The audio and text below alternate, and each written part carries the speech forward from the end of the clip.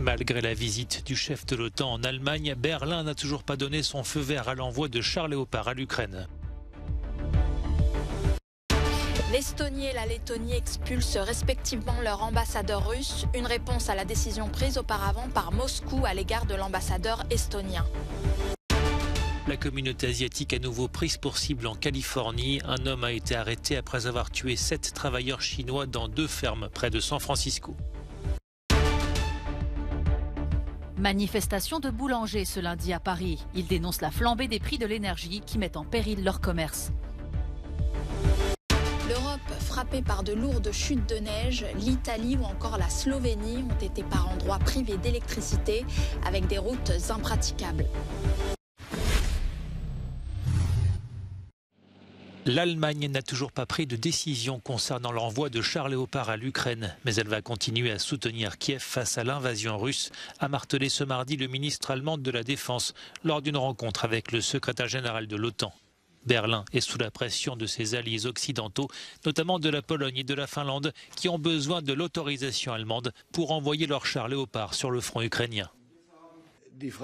Concernant la question des chars Léopard, je n'ai pas de nouvelles informations à vous communiquer, explique Boris Pistorius. J'ai toujours dit que je m'attendais à ce qu'une décision soit prise prochainement et je le suppose toujours. J'ai fortement encouragé les pays partenaires qui disposent de chars Léopard opérationnels à commencer à former les forces ukrainiennes sur ces blindés.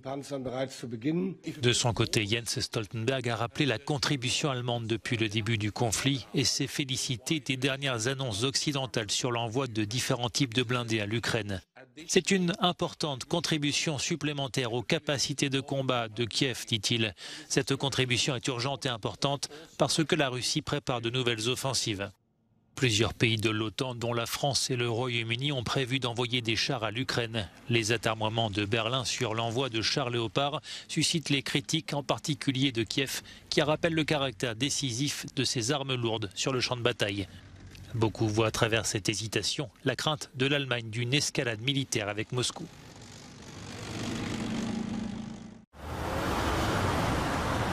Les tensions s'accentuent entre la Russie et les États baltes. L'Estonie, la Lettonie et la Lituanie rappellent leur ambassadeur à Moscou et expulsent l'ambassadeur russe de leur territoire. Une décision qui entrera en vigueur à la veille du premier anniversaire du conflit ukrainien. On s'en va. La Lettonie restreint le niveau de diplomatie entre nos pays. Je dois partir avant le 23 février. La décision de la Lettonie s'inscrit dans le sillage de ses voisins baltes. La Russie accuse les dirigeants estoniens d'être russophobes. Conséquence, l'ambassadeur d'Estonie doit quitter Moscou d'ici le 7 février. Pendant ce temps, Sergueï Lavrov a rencontré son homologue sud-africain, une visite qui a suscité des critiques. Bien que Pretoria insiste sur sa neutralité, le principal parti d'opposition accuse le parti au pouvoir, l'ANC, de soutenir la Russie. La ministre sud-africaine des Affaires étrangères a appelé à une solution diplomatique au conflit.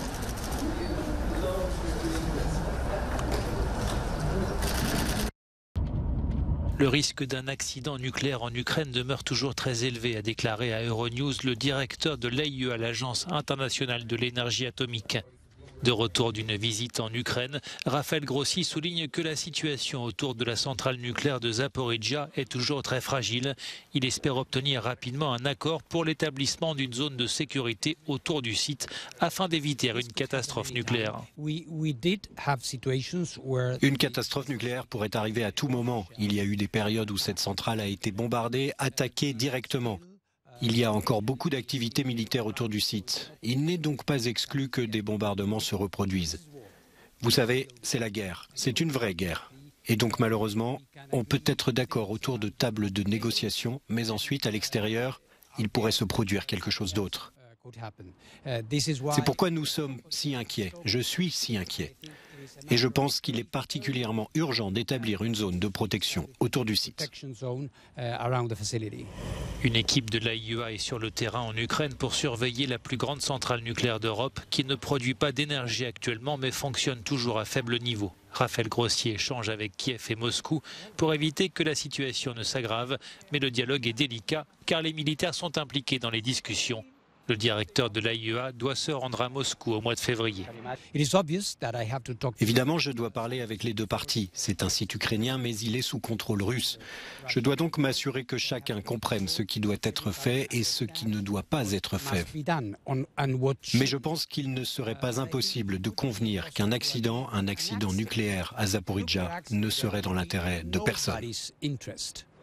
Raphaël Grossier a discuté de cette situation avec ses homologues européens à Bruxelles. A également été évoqué le dossier du nucléaire iranien alors que les négociations sont au point mort. Garante de l'accord de Vienne, l'AIEA souhaite garder un canal ouvert avec Téhéran pour clarifier les informations recueillies sur l'uranium enrichi.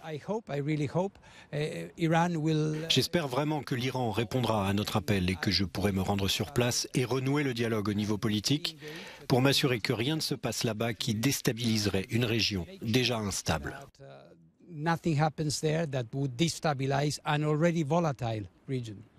Mais la répression en cours contre les manifestants en Iran rend le dialogue encore plus difficile, d'autant que l'Union européenne envisage de nouvelles sanctions contre le régime de Téhéran et pourrait inscrire les gardiens de la révolution sur la liste des organisations terroristes.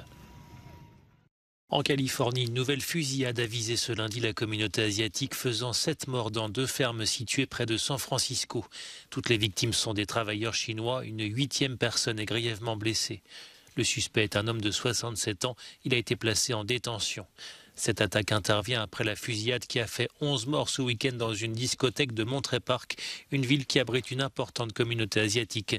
Le tireur s'est suicidé dans son van qui était encerclé par la police.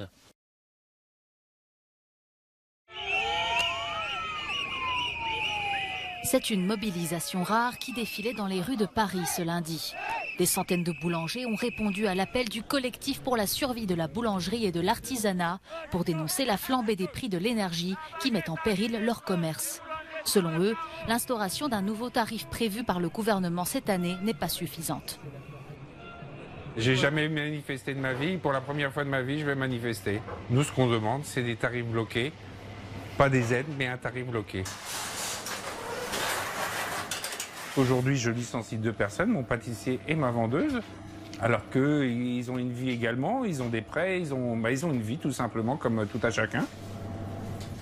Ces derniers mois, ces factures d'électricité ont été multipliées par 10. Ces clients soutiennent la mobilisation. Bien sûr qu'il faut qu'ils manifestent, il faut se faire entendre. Je suis derrière eux, bien sûr. On ne peut pas être contre, c'est pas possible. Les manifestants demandent à être protégés par le bouclier tarifaire, une mesure qui ne concerne pas les boulangeries pour le moment.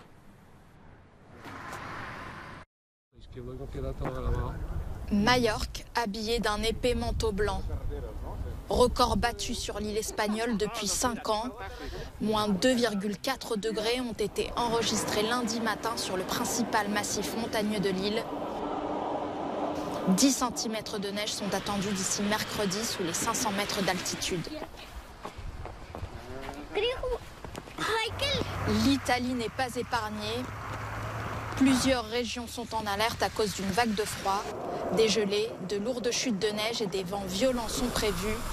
La région des Marches et une partie d'Émilie-Romagne sont en alerte orange. Une météo qui a déjà fait d'importants dégâts sur les routes italiennes. Plus à l'est, en Slovénie, les dégâts sont déjà là.